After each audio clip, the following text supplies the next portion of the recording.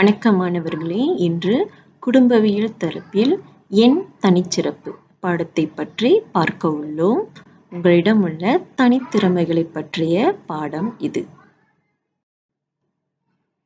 சுமதி என்ற பெண்ணின் தனிச்சிறப்பை காண்போம்.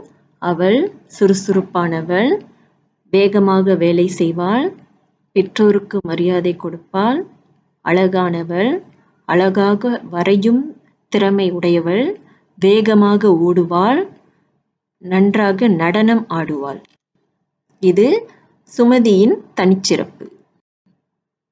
இப்பொழுது தருண் என்ற சிறுவனின் தனிச்சிறப்பை பார்ப்போம்.